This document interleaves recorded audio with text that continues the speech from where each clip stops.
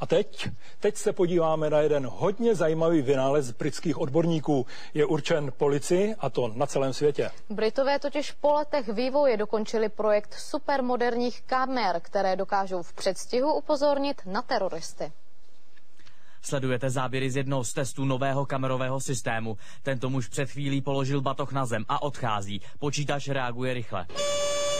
Systém označuje člověka, který batoh odložil, a místo, kde zavazadlo leží. Podle jeho chování totiž vyhodnotil, že jen tak nezapomněl, ale že jednal úmyslně a chystá třeba teroristický útok. Systém pomáhá operátorům zjistit, že se děje něco neobvyklého, nebezpečného. Nové systémy umí odložené zavazadlo najít třeba uprostřed letiště mezi 1000 lidmi, a to je špička současné technologie. Jejich důležitost je obrovská. Vždyť k teroristickým útokům v Londýně i Madridu radikálové použili právě odložené batohy.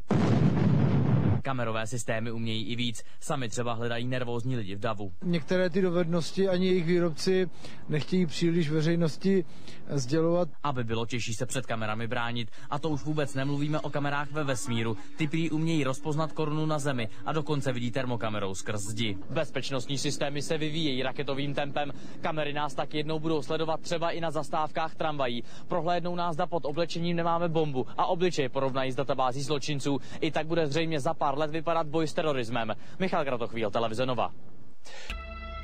No human activity is private. AI supercomputers chronicle and categorize every action.